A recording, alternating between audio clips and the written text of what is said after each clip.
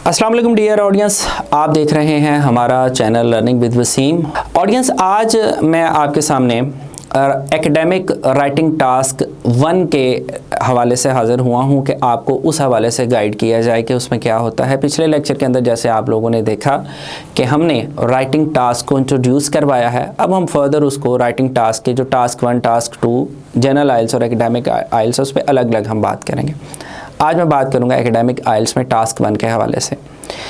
Academic आइल्स के अंदर जो टास्क 1 होता है, जैसे आपकी स्क्रीन पे सामने आ रहा है, यहाँ पे मुख्तलिफ़ चीज़ें आपको दी जा सकती हैं। इसमें कोई टेबल हो सकता है, इसमें कोई पाई चार्ट हो सकता है, वैसे कोई चार्ट हो सकता है, कोई डायग्राम हो सकती है, कोई मैप हो सकता है, कोई शेप्स हो सकती हैं, कोई टेबल हो सकता है, कोई भी ऐसी चीज़ हो सकती है जिसके हवाले से आपको ये कहा जाएगा कि आप इसको डिस्क्राइब करें, आप इसको बयान करें।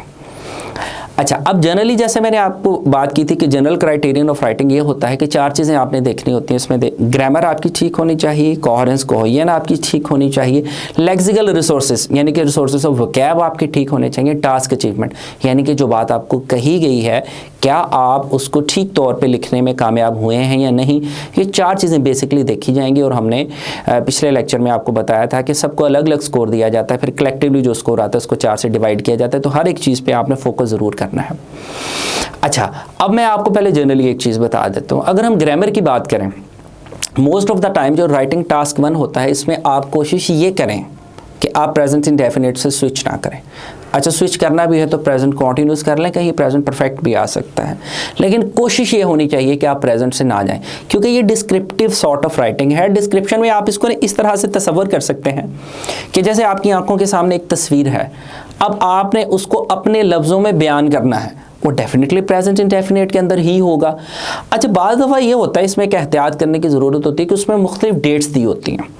हो सकता है कि 1920 का एक ग्राफ बना हुआ हो और 2003 का एक बना हुआ हो, तो आप इस चीज़ का ख्याल करें कि आपने हिस्ट्री में जाके उसको बयान नहीं करना।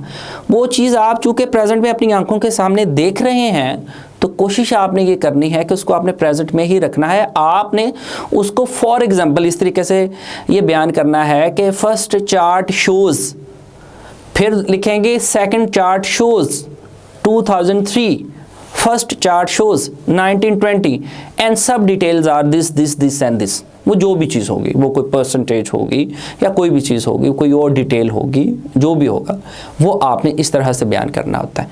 अच्छा, ये बात होगी ग्रामर की। अब हम आते हैं कोहेजन और कोहेरेंस पर, जिसको हम कहते हैं तरतीब।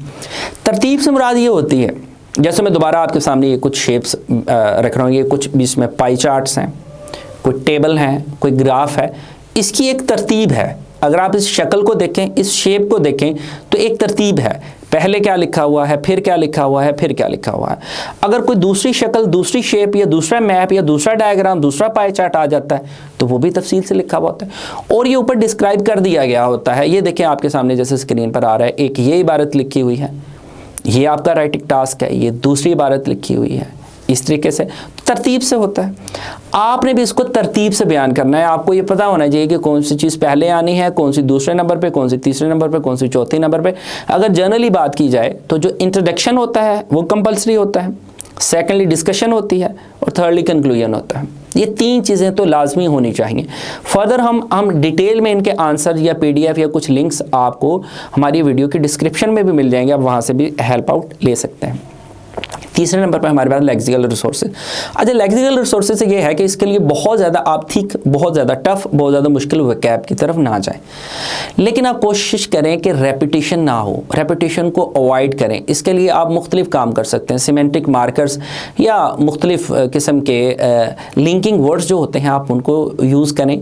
रेपिटेशन को अवॉइड करें। Firstly, secondly, again, further, additionally, if we say that, if we see this like that, there are many expressions you can use। कोशिश करें कि repetition ना हो। लेक्सिकल रिसोर्सेज में अगर आपकी वोकैब नॉर्मल भी है लेकिन वो बार बार रिपीट्स नहीं हो रही और वो नए नए वर्ड्स आ रहे हैं, इससे भी आपको स्कोर अच्छा हो सकता है। और तीसरी बात तो टास्क अचीवमेंट। टास्क अचीवमेंट ये होती है कि आपने से जो बात पूछी गई है क्या आपने वो पूरी बयान कर दी है। तो इन 4 चीज़ों पर ऑडियंस आपने फोकस ज़रूर करना होता है। अच्छा, अब अगर मैं अगली बात करूं कि फर्दर आपने मज़ीद इसके अंदर क्या चीज़ देखनी होती है, तो ऑडियंस ये जहन में रखें, इसके लिए टेम्पलेट्स भी मिल जाते हैं। हर चीज़ का एक टेम्पलेट आपको मिल जाता है, टेबल के हवाले से अलग है, इंटरनेट पे भी अवेलेबल है। हमारे पास भी इसके रिसोर्सेज हैं जो आपको वीडियो डिस्क्रिप्शन में मिल जाएंगे। टेबल के हवाले से अलग टेम्पलेट मिल जाएगा, पाई चार्ट के हवाले से अलग मिल जाएगा, किसी शेप के हवाले से अलग मिल जाएगा, वो भी आप याद कर सकते हैं, उससे भी आप हेल्प ले सकते हैं।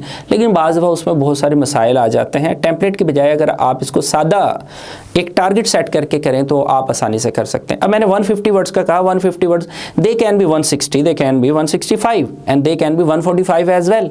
ज़रूरी नहीं है कि वो 150 ही हों। इसकी प्रैक्टिस करने के कई तरीके हैं कि आप इंट्रोडक्शन के लिए 2 सेंटेंसेस ले लें, हो सकता है कि 2 शेप्स दी गई हैं उनके लिए 2-2, 3-3 सेंटेंस ले लें, दूसरी शेप के लिए 3-4 सेंटेंस ले लें, कंक्लूजन के लिए 3-4 सेंटेंस ले लें। 150 वर्ड्स पूरे करने हों तो ऑडियंस, अगर आप एक सेंटेंस के अंदर 6 से 8 वर्ड्स भी लिखते हैं तो आप देखिए कि अगर आपने 20 सेंटेंसेस भी लिख लिए हैं तो आपका टास्क पूरा हो जाता है।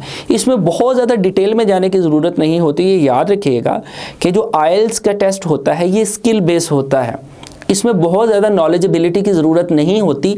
जैसे आपको गाइड किया गया है सिर्फ आप उतना ही करने में कामयाब हो जाते हैं तो भी आपका काम बन जाता है। उम्मीद है आपको हमारा आज का लेक्चर पसंद आया होगा। इस हवाले से अगर आप कोई मज़ीद क्वेश्चंस करना चाहें तो डिस्क्रिप्शन के अंदर हमने अपना ईमेल एड्रेस भी दिया हुआ है, आप वहाँ पर भी हमें लिख सकते हैं। कमेंट बॉक्स के अंदर भी आप अपना क्वेश्चन या आप अपनी राय दे सकते हैं।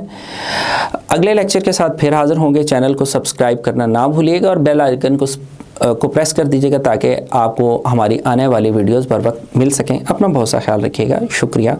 अल्लाह हाफ़िज़।